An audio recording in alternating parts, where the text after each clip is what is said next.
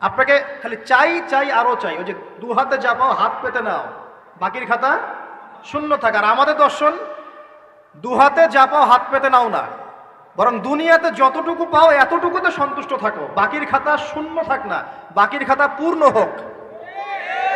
মানে পরকালটা বাকির খাতা না, পরকালের বাকির খাতাটা পূর্ণ হোক। প্রয়োজনে দুনিয়ার সব চলে যায় যাক, প্রয়োজনে দুনিয়ার সব যদি চলেও যায় যাক, তারপরে বাকির খাতা কি হোক?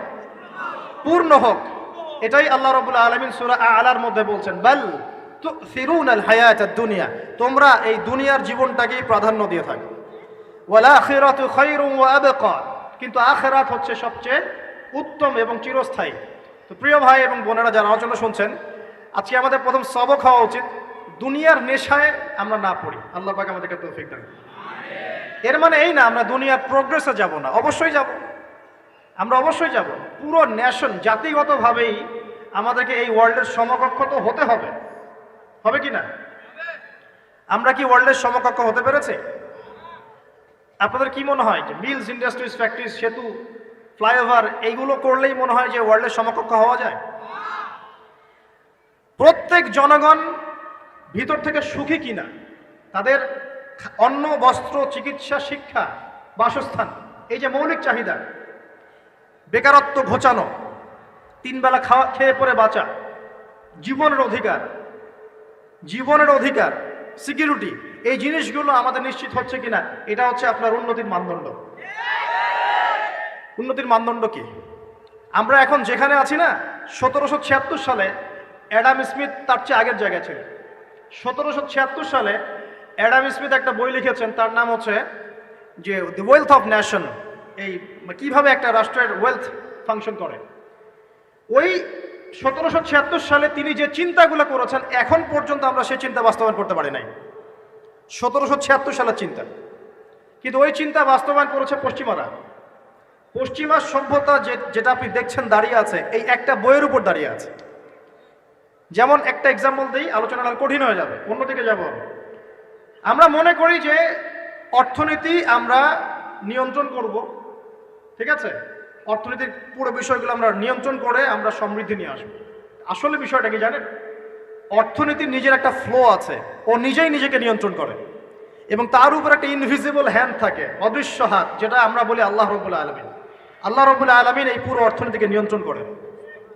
আমরা যখন সেটাকে ইন্টারফেয়ার করতে যাব, তখন ইকোনমি কলাপস করে যাবে। এই যে করছে কলাপস। আরো ব্যাপার আছে, শুধু ব্যবসা, অর্থনীতি, এক্সপোর্ট ইম্পোর্ট, এগুলোকে তিনি জাতির মানদণ্ড বলতেন না। তিনি বলতেন যতক্ষণ পর্যন্ত জাতির প্রত্যেক ব্যক্তির মধ্যে এথিক্স না আসবে, নীতি যতক্ষণ পর্যন্ত না আসবে, আপনি করাপশন থামাতে পারবেন না। তাই হয়েছে না? শুধু ব্যবসা না, আদর্শ কতটুকু আছে? এই যে আপনি দেখছেন বিভিন্ন জায়গায় ভেজাল খাবার খাওয়াচ্ছে, ওদের কি টাকার অভাব আছে? ওদের টাকার কিন্তু অভাব নাই। নেম ফ্রেমের কোনো ঘাটতি আছে? এস্টাবলিশড বিজনেস, তাহলে কেন আপনাকে ভেজাল খাওয়াবে? কারণ তার মধ্যে এথিক্স নাই, নীতি নাই। এই জন্য জাতির প্রত্যেক সদস্যকে, মানে প্রত্যেক জনগণের প্রত্যেককেই আগে নীতিগত শিক্ষা দেওয়া উচিত। আর এই কাজটাই করে ইসলাম, বলে সুবহানাল্লাহ। এই এথিক্স এবং নীতি শেখায় কে? ইসলাম। ইসলামের চেয়ে সার্বজনীনভাবে এবং যুগোপযোগীভাবে কেউই এথিক্স শেখাতে পারবে না। কাগজে কলমে অনেকে অনেক কথা বলতে পারে, প্র্যাকটিক্যালি শেখাবে কে? ইসলাম। এখন বলতে পারেন তাহলে মুসলিমদের মধ্যে দুর্নীতি কেন, মুসলিমদের মধ্যে কেন এই সমস্যাগুলো হয়? উত্তর একটাই, ওই যে স্যার বলে গেলেন, আমি বিভিন্ন ওয়াজে যে এক এক জায়গায় এক এক কথা বলে। উত্তরটা কি? উত্তরটা হচ্ছে যে কোরআন এবং সুন্নাহর সঠিক যে শিক্ষাটা আছে, এই শিক্ষাটা আমরা অনেকেই বাস্তবায়ন করতে পারছি না। এটা আমাদের ব্যর্থতা। এটা কাদের ব্যর্থতা? এটা আমাদের ব্যর্থতা। এখানে আমাদের ব্যক্তির স্বার্থ থাকতে পারে, এখানে আমার জ্ঞানের স্বল্পতা থাকতে পারে, আমার ভিতরে অহংকার থাকতে পারে, বা আমি অল্প শিক্ষিত হতে পারি, এবং এমন হতে পারে আমার জ্ঞানটা যুগোপযোগী না। ইসলামিক জ্ঞান আমার মধ্যে আছে, কিন্তু কিভাবে এই জ্ঞান দিয়ে ওয়ার্ল্ডকে ডিল করবো, এই জ্ঞানটা আমার মধ্যে নাই। এই কারণে আমরা হয়তোবা ইসলাম, কোরআন সুন্নাহ হাতে থাকার পরেও এই সমস্যাগুলো ফেস করছি। প্রথম সমস্যা হচ্ছে বস্তুবাদিতা। আল্লাহর আখিরাতে কতটুকু দাম আছে দুনিয়ার? আল্লাহ পাক বলছেন একটা মাছির পাখার সমানও না। একটা মাছির পাখার কি দাম আছে আপনার কাছে? আল্লাহ পাক বলছেন পুরো দুনিয়ার দাম আমার কাছে যদি একটা মাছির পাখার সমান হতো, তাহলে এই দুনিয়াতে কোনো কাফের মুশরিক পানি পান করতে পারতো না। তার মানে এই দুনিয়াতে যা করো করো, আমার তো কোনো দামই নাই দুনিয়া, কালকেই তো আমি দুনিয়া ধ্বংস করব। আর ওই যে দুই জাতির কথা বললাম, জিন এবং মানব জাতি, আপনারা সূরা আর রহমান পড়বেন। রহমান নামটা অনেক ব্যাপক, দয়াময়ের নাম, তার মানে আল্লাহ পাক মার্সিফুল, মোস্ট মার্সিফুল। কিন্তু এই সূরা আর রহমানেই একটা ভয়ঙ্কর আয়াত আছে, কি সানাফরুগু লাকুম আইয়ুহাস সাকলান, হে মানুষ এবং জিন, হে মানুষ এবং জিন, শীঘ্রই আমি তোমাদের দুইটা জাতিকে ডিল করার জন্য ফারেক হচ্ছি, অপেক্ষা করতে থাকো। মানে আল্লাহ পাক কুল্লা ইয়াউমিন হুয়া ফি শাআন, মানে আল্লাহ পাক কি করেন, সব সময় তার কাজে ব্যস্ত আছেন। মহাবিশ্বের তো গ্রহ নক্ষত্র গ্যালাক্সির অভাব নাই, মাখলুকের কোনো অভাব নাই। আল্লাহ পাক প্রত্যেকটা মুহূর্তেই তার কাজে ব্যস্ত আছেন, তার কাজে শানে ব্যস্ত আছেন। কিন্তু এই ব্যস্ততা থেকে ফারেক হবেন কাদের জন্যে? মানুষ আর জিনের জন্য। সুবহানাল্লাহ, মানুষ আর জিনের জন্য। আল্লাহ পাক বলেন সানাফরুগু লাকুম আইয়ুহাস সাকলান, দাঁড়াও, দুনিয়ার মধ্যে এইসব করে বেড়াচ্ছ, তোমাদের দুই জাতির জন্য আমি অচিরেই ফারেক হব ইনশাআল্লাহ। ওইটাই হলো কিয়ামতের দিন।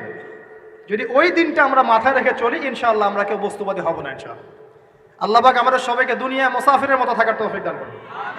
আমরা উন্নতি করব, অবশ্যই অগ্রগতি করব, আমরা সবকিছুই করব, কিন্তু দুনিয়ার পূজায় ডুবে যাব না। এটা একটা বড় চ্যালেঞ্জ। মানে মধ্যমপন্থী থাকতে হবে, না একদম গোলালু মার্কা আর না চরমপন্থী, মাঝামাঝি থাকার চেষ্টা করতে হবে। আল্লাহ তৌফিক দান করুন। ঢাকাবাসীর জন্য এর চেয়ে বড় কোনো নসিহত হতে পারে না। ঢাকা থেকে, ঢাকার মতো যত মানে সিটিজ, মেগা সিটিজ আছে সারা ওয়ার্ল্ডে, তাদের জন্য এটাই প্রথম নসিহত, বস্তুবাদিতা ত্যাগ করতে হবে, বস্তুবাদিতা। আল্লাহ পাক আমাদের সবাইকে বাকির খাতা পূর্ণ করার তৌফিক দান করুন। এখন একটা লক্ষ্য পেলাম, কি জন্য দুনিয়া এসেছি? আল্লাহর ইবাদত করার জন্য। এখন অনেকে ভুল বুঝে প্রশ্ন করতে পারে, তাদের জ্ঞানের স্বল্পতা। আমি ওদেরকে দোষারোপ করব না, কারণ আমাদের শিক্ষার সমস্যা আছে। আমরা তো সবার মাঝে ইসলামিক সার্বজনীন শিক্ষা দিতে পারছি না। এই কারণে অনেকে প্রশ্ন করতে পারে, তাহলে কি সারা জীবন আল্লাহ বিল্লাহি করতে হবে? আমি কি সারা জীবন তাসবিহ তাহলিল জিকির আজকার নামাজি পড়ে বেড়াবো? তাহলে এটা হলো তার ভুল বুঝ। এই আয়াত সম্পর্কে ভুল ব্যাখ্যা। সঠিক ব্যাখ্যাটা কি? সঠিক ব্যাখ্যা হচ্ছে সূরা হাশরের 7 নম্বর আয়াত। কত নম্বর? সূরা হাশর 7 নম্বর আয়াত। আল্লাহ পাক বলেন, ওয়ামা আতাকুমুর রাসূলু ফাখুযুহু, রাসূলুল্লাহ সাল্লাল্লাহু আলাইহি ওয়াসাল্লাম তোমাদেরকে যা যা দিয়েছেন সব নিয়ে নাও। ওয়ামা নাহাকুম আনহু ফান্তাহু, রাসূল যা থেকে বিরত থাকতে বলেছেন সমস্ত বিষয় থেকে দূরে থাকো। এখন এই আয়াতটাকে সামনে রেখে কোরআন সুন্নাহকে যদি আমরা ঘাঁটি, আমরা দেখব রাসূলুল্লাহ সাল্লাল্লাহু আলাইহি ওয়াসাল্লাম পেশাব পায়খানা ইস্তেনজা করা থেকে শুরু করে রাষ্ট্র চালানো পর্যন্ত প্রতিটা কাজের হেদায়েত দিয়ে গেছেন। আলহামদুলিল্লাহ, এটা কেউ মানি বা না মানি দিয়ে গেছেন, এটা বিশ্বাস করতে হবে। আমল করতে পারি বা না পারি, নবী দিয়ে গেছেন, বিশ্বাস করতে হবে। দলিল চাচ্ছেন, আপনি সহিহ বুখারী খোলেন, মুসলিম খোলেন, তিরমিজি, নাসাই, আবু দাউদ এগুলো খোলেন, দেখবেন আপনি ইস্তেনজা করবেন কিভাবে, বসবেন কিভাবে, ঢোকার সময় কোন পা দিয়ে ঢুকবেন, বের হওয়ার সময় কোন পা দিয়ে বের হবেন, ইস্তেনজা করার সময় কথা বলতে পারবেন কিনা, কতটুকু বলতে পারবেন, গোসল কেমন করে করবেন, ওযু কিভাবে করবেন, আপনি আগে কি পা থেকে শুরু করবেন নাকি হাত থেকে শুরু করবেন, কিভাবে নামাজ পড়বেন, আগে গিয়ে গিয়ে সেজদা করবেন নাকি ইকামত হবে, আজান হবে, আল্লাহু আকবার তাকবীর দিবেন, কিভাবে নামাজ শেষে বের হয়ে আপনি ব্যবসায় চলে যাবেন, কিভাবে আপনি ব্যবসা করবেন, কিভাবে চাকরি বাকরি করবেন, সমাজের মানুষের সাথে মেলামেশা করবেন, মানুষকে দিনের দাওয়াত দিবেন, ইভেন কিভাবে আপনাকে যদি আল্লাহ ক্ষমতা দেন আপনি কিভাবে সোসাইটি মেনটেন করবেন, সমাজ এবং রাষ্ট্র মেনটেন করবেন, প্রতিটা হেদায়েত খুঁটিনাটি কোরআন এবং সুন্নাহ দিয়েছে আমাদেরকে। এই বিশ্বাস আগে রাখতে হবে। এই বিশ্বাস না রাখলে কেউ মুসলিম হতে পারবে না। I am very sorry to say, এই বিশ্বাস না করলে কেউ মুসলিম হতে পারবে না। আগে বিশ্বাস, তারপরে কাজ করতে পারেন কিনা সেটা পরের ইস্যু। এবং আমি বলে দিচ্ছি, এই যুগে আপনি 100% পারবেন না। সিম্পল, এই যুগে আপনি 100% পারবেন না, এটা স্বাভাবিক। কারণ এই পুরো বিশ্বটা তো ইসলামাইজড না। পুরো বিশ্ব কি ইসলামাইজড? বরং পুরো বিশ্বটা কুফরের উপর আছে। কিসের উপর আছে? পুরো ওয়ার্ল্ডটাই কুফরের উপর আছে, পুরো ওয়ার্ল্ডটাই। একটা এক্সাম্পল আমি প্রমাণ করতে পারি, একটা এক্সাম্পল খালি। আল্লাহ পাক বলছে সূরা মুলক, রাতের বেলা পড়তে হয় না সূরা মুলক? রাতের বেলা সূরা মুলক পড়তে হয়, যে পড়বে তার কবরের আযাব হবে না ইনশাআল্লাহ। কবরের আযাব থেকে আল্লাহ পাক তাকে বাঁচাবেন ইনশাআল্লাহ। সূরা মুলক তেলাওয়াত করতে হবে রাতের বেলা। এই সূরার প্রথম আয়াতে আল্লাহ বলেছেন, তাবারাকাল্লাযী, বরকতময় সেই আল্লাহ, বিয়াদিহিল মুলক, যার হাতে পুরো মহাবিশ্বের ক্ষমতা। কার ক্ষমতা? তাবারাকাল্লাযী বিয়াদিহিল মুলক, বরকতময় সেই আল্লাহ যার হাতে পুরো মহাবিশ্বের ক্ষমতা, সার্বভৌমত্ব। ক্ষমতার বাংলা কি বলতে পারি আমরা? এটাকে ইংরেজিতে আপনারা কি বলেন? আপনারা বলেন সভরেন্টি। কি বলেন? সভরেন্টি বিলংস টু আল্লাহ। এখানে সভরেন্টি বিলংস টু কে? আল্লাহ। কিন্তু এই পুরো বিশ্বের সার্বভৌমত্বের মালিক কি এখন আল্লাহর বাকি আছে? মানুষ নিজের হাতে নিয়ে নিয়েছে। কথা বুঝতে পারছেন না? পুরো বিশ্বে আল্লাহর সার্বভৌমত্ব চলে এখন, মানুষের সার্বভৌমত্ব চলে এখন। তো পুরো ওয়ার্ল্ডটাই কুফরের উপর আছে না? বিশ্বটাই কুফরের উপর। এখন বাদ দেন, এই ওয়ার্ল্ডে আপনি 100% ইসলাম ডিল করতে পারবেন না, সিম্পল। কিন্তু আগে বিশ্বাস করেন যে একদম টয়লেট থেকে শুরু করে আসমান পর্যন্ত সবকিছুই হেদায়েত কোথায় আছে? কোরআন শুনে আছে কি নাই? এখন মানতে পারি না, সেটা আলাদা ইস্যু। কেউ বিশ্বাস করেছে, মানতে পারে না, আল্লাহ তাকে মাফ করে দিবে ইনশাআল্লাহ। বিশ্বাস করেছি, মানতে পারিনি, আল্লাহ মানে বিশ্বাস করেছি, আমল করতে পারি নাই, হে আল্লাহ আমল করতে গিয়েছি, প্রতিবন্ধকতা পেয়েছি, সমাজ এমন ছিল না, বিশ্ব এমন ছিল না, আমি পারি নাই, আল্লাহ মাফ করে দাও। ইনশাআল্লাহ আল্লাহ মাফ করে দিবেন ইনশাআল্লাহ। আল্লাহ পাক বলেছেন কারো আমল নামায় যদি শিরকের পাপ না থাকে, যে কোনো গুনাহ আল্লাহ যাকে ইচ্ছা মাফ করে দিবেন। আমল নামায় খালি শিরকের পাপ রাখা যাবে না, যে কোনো গুনাহ আল্লাহ যাকে ইচ্ছা মাফ করতে পারেন। বুঝাচ্ছি, মনে করেন একজন জেনা করেছেন, আল্লাহ মাফ করুন। ওই জেনাকার ব্যক্তি যদি বিনা তওবাতেও মারা যায়, তওবা করে নাই, বিনা তওবাতেও মারা যায়, কাল কিয়ামতের মাঠে আল্লাহ পাক তাকেও মাফ করতে পারেন। আল্লাহু আকবার। কিন্তু একজন ব্যক্তি শিরক করেছে, তওবা না করে মারা গেছে, আল্লাহ তাকে মাফ করবেন। এখন শিরকের পাপ ছাড়া যে কোনো পাপ আল্লাহ মাফ করবেন ইনশাআল্লাহ। সো আগে আকীদা পোষণ করি যে হ্যাঁ, কোরআন সুন্নাহয় সবকিছুর সমাধান আছে আলহামদুলিল্লাহ।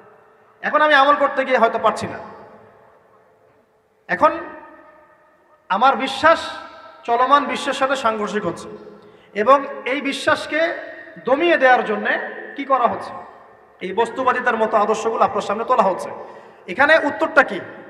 এখানে উত্তরটা হচ্ছে, দেখুন, ইবাদত মানে শুধুমাত্র নামাজ, রোজা, হজ, জাকাত নয়। ইবাদত মানে শুধুমাত্র নামাজ, রোজা, হজ, জাকাত নয়, বরং আমার জীবনের প্রতিটা সেক্টরই ইবাদত বলে কাউন্ট হবে যদি আমি সেই কাজটাকে নবীর সুন্নাত অনুযায়ী করতে পারি। আমার কথা কি বুঝতে পারছেন? এই হলো ব্যাখ্যা, ওয়ামা খালাকতুল জিন্না ওয়াল ইনসা ইল্লা লিয়াবুদুন। আমি জিন আর মানুষকে শুধু আমার ইবাদত করার জন্যই সৃষ্টি করেছি। আপনার ইস্তেনজা করাটা ইবাদত। সুবহানাল্লাহ। আমার ইস্তেনজা করা কার প্রয়োজন? আমার না ইসলামের, না আল্লাহ পাকের? নাউজুবিল্লাহ। ইস্তেনজা কার জন্য করি? আমার প্রয়োজন। আমাকে এখন ইস্তেনজা করতে হবে, কষ্ট দিচ্ছে আমাকে। খাবার খাবেন, কার জন্য খাচ্ছেন? আমার জন্য নয় কি? আমার জন্য। আপনি ব্যবসা করছেন, কার জন্য? আমার জন্য, আমার স্ত্রী সন্তান, আমার পরিবারের জন্য। আপনি সমাজ চালাচ্ছেন কার জন্য? আপনার জনগণের জন্য। এখানে স্বার্থ কার? মানুষের না আল্লাহ? আমার স্বার্থে আমি এই সব কাজগুলো করব, নবীর সুন্নাহ অনুযায়ী করব, তাহলে দুনিয়াবি কাজগুলোতেও আল্লাহ পাক নেকি দিয়ে দিবেন ইনশাআল্লাহ। কেমন দুনিয়াবি কাজ?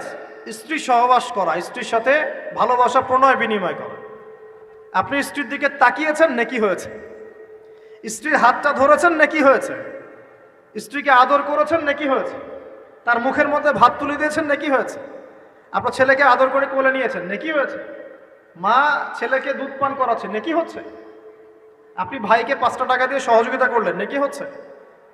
একজন এসে বসতে পারছে না, জায়গা ছেড়ে দিলেন, নেকি হচ্ছে। ইভেন রাস্তায় হাঁটছেন, এক মুসলিম ভাইয়ের সাথে সাক্ষাৎ হলো, সালাম দিলেন, মুচকি হাসি দিলেন, নেকি হয়ে গেল। তাহলে আমরা কিভাবে বলতে পারি যে ইসলাম কি শুধু নামাজ, রোজা, হজ, জাকাতকেই স্বীকৃতি দেয়, এগুলো করতেই দুনিয়াতে আসছি, নাকি সব কাজই ইবাদত? আমার আলোচনা কি কঠিন হয়ে যাচ্ছে? আমাদের জীবনের প্রতিটা কাজই ইবাদত, যদি সেটা রাসূল সাল্লাল্লাহু আলাইহি ওয়াসাল্লামের সুন্নাহ মতো করা হয়। 3টা জিনিস খেয়াল রাখতে হবে। কয়টা জিনিস ভাই? এক, সেই ইবাদত হতে হবে আল্লাহর সন্তুষ্টির জন্য। এই যে আমি স্ত্রীর মুখে ভাত তুলে দিচ্ছি, তার কাছ থেকে কিছু পাওয়ার আশায় নয়, আমি দিচ্ছি আল্লাহর সন্তুষ্টির জন্য। আমি যে একজন মুসলিম ভাইকে হাসি মুখে সাক্ষাৎ করলাম, ও আমাকে ভালো বলবে, পরে আমাকে হেল্প করবে, এমন এই জন্য নয়, আল্লাহ পাক সন্তুষ্ট হবেন তাই। আমি নামাজে দাঁড়িয়েছি, লোকে আমাকে ভালো বলবে, এই জন্য দাঁড়াই নাই। দাঁড়িয়েছি কেন? যাতে আল্লাহ আমাকে কাল কিয়ামতের মাঠে বাঁচান। আমি দাড়ি ছেড়ে দিয়েছি কেন? মানুষ আমাকে হুজুর বলবে তাই, এই জন্য নয়, বরং আল্লাহর রাসূলের সুন্নাত জীবিত করেছি, ইনশাআল্লাহ আমি 50 জন শহীদ সাহাবীর নেকি পাবো ইনশাআল্লাহ। কেন আমি টাকনুর নিচে কাপড় পরছি না? কারণ কি মানুষ আমাকে বলবে নতুন ফ্যাশন? না, আমি এই কারণে পড়ছি যাতে রাসূল সাল্লাল্লাহু আলাইহি ওয়াসাল্লাম কাল কিয়ামতের মাঠে এই সুন্নাহর উপর আমল করার জন্য আমার পক্ষে সুপারিশ করেন। আমার ইবাদত, আমার পর্দা, আমার পরিবার, আমার ব্যবসা, আমার অর্থনীতি, আমার পলিটিক্স সবকিছু আল্লাহর জন্য করব, এই একটা হলো মূলনীতি ইবাদত কবুল হওয়ার। এক। দুই, সেই আমলটা হতে হবে রাসূলের সুন্নাহ মোতাবেক, অন্য কোনো পদ্ধতিতে নয়। মনে করেন আমি একজন খুব বড় বুজুর্গ হয়ে গেছি, নাউজুবিল্লাহ, না আমরা এত বড় বুজুর্গ হয়ে যাই নাই, যে টাইটেলগুলো আপনারা দেন এগুলোর কোনো প্রয়োজনও নাই। এখন একজন বড় বুজুর্গ এসে যদি আপনাকে কোনো ইবাদতের পদ্ধতি শিখিয়ে দেয়, এই পদ্ধতিতে ইবাদত করো অনেক ভালো হবে, কিন্তু ওই পদ্ধতির সাথে রাসূলের এবং সাহাবীদের পদ্ধতির কোনো মিল নাই। মুখরোচক মনে হলেও, দেখতে সুন্দর মনে হলেও, এবং অনেক মানুষ তা করছে এরকম দলিল থাকলেও সেই কাজটা করা যাবে না। কারণ কি? কারণ সেই কাজটা রাসূল সাল্লাল্লাহু আলাইহি ওয়াসাল্লামের সুন্নাহ মাফিক হয়নি। আল্লাহ রাসূল করেন নাই, সাহাবীরা করেন নাই, বাস আমি করব না, সিম্পল। ইমামরাও করেন নাই, পরবর্তী জেনারেশনে কেউই করেন নাই। এখন যত ভালো টাটকা মজা লাগুক, দেখতে সুন্দর লাগুক, বহু মানুষ করছে, এইসব দলিলে ইসলাম টিকবে না। আল্লাহ পাক বোঝার তৌফিক দান করুন। এক নম্বর শর্ত আল্লাহর সন্তুষ্টির জন্য হতে হবে। দুই নম্বর রাসূলের পদ্ধতিতে হতে হবে। তিন নম্বর খুব ডিফিকাল্ট, তিন নম্বরটা বেশি ডিফিকাল্ট। প্রথম দুইটা পার হয়ে গেলেও তিন নম্বরে গিয়ে আমরা আটকে যাচ্ছি আর কি। বলবো? রাগটা করবেন না তো। তিন নম্বর হচ্ছে রিজিক হালাল হতে হবে। রিজিক হালাল হতে হবে। পশ্চিমার আদলে গড়া এই পুরো বিশ্বের বেশিরভাগ মানুষের রিজিক এখন হারাম। কেন হারাম? কারণ কোনো না কোনোভাবে আমরা সুদের সাথে সম্পৃক্ত হয়ে যাচ্ছি, কোনো না কোনোভাবে। আর নবীজি অনেক আগেই বলেছিলেন, 1400 বছর আগে, যে একটা জামানা তোমাদের সামনে আসবে, যে মানুষ সুদ খেতে চাইবে না তার গায়েও সুদের ছিটাফোঁটা গিয়ে লাগবে। লাগছে কিনা? এখন আপনি খেতে চাইবেন না, আপনাকে মেসেজ পাঠিয়ে দেওয়া হবে আপনার অ্যাকাউন্টে এত টাকায় যোগ হয়েছে। কি করবেন এখন? টাকাটা আপনি সুদের টাকা। সুদের টাকা মানে কি? এক দিরহাম যে ব্যক্তি সুদ খেয়েছে সে যেন 36টা মেয়ের সাথে জেনার পাপ করেছে। সহিহ বুখারী হাদিস, একদম অকাট্য, সহিহ, সনদ সহিহ, এমন না জয়ীফ জাল, এমন নয়। এক দিরহাম যে ব্যক্তি সুদ খেয়েছে সে যেন 36 বার জেনা করলো, নবী সাল্লাল্লাহু আলাইহি ওয়াসাল্লাম বলেছেন।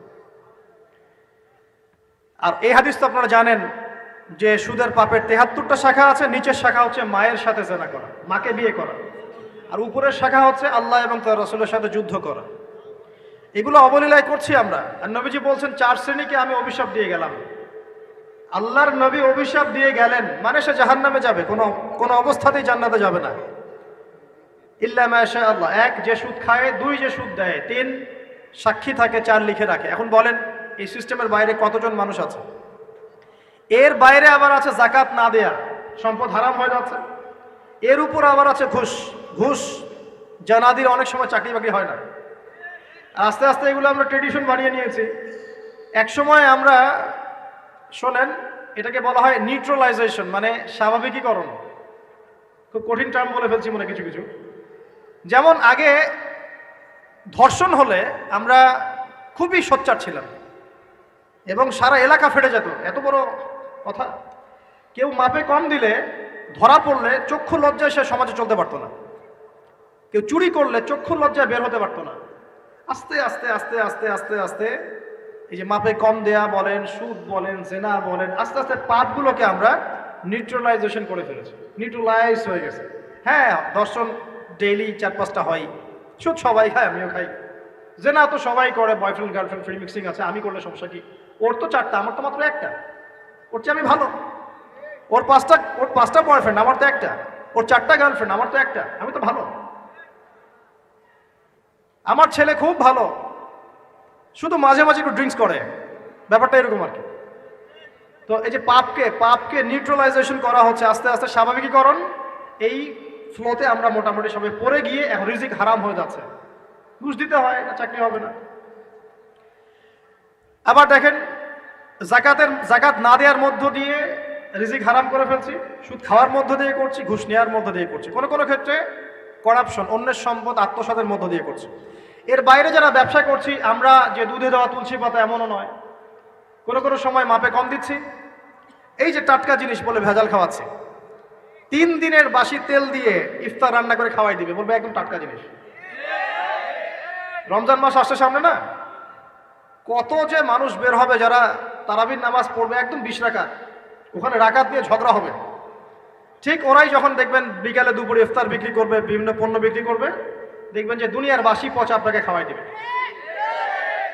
এই শ্রেণীর মানুষের ধারণা যে লা ইলাহা ইল্লাল্লাহ শুধু মসজিদে আছে, বাজারে নাই। এটা ধারণা লা ইলাহা ইল্লাল্লাহ মুহাম্মাদুর রাসূলুল্লাহ এটা মসজিদে আছে, বাজারে সমাজে অন্য জায়গায় নাই। এটা তাদের ধারণা। তাদের এই ধারণা অচিরেই ভাঙবে যখন মৃত্যুর দূত চলে আসবে ইনশাআল্লাহ।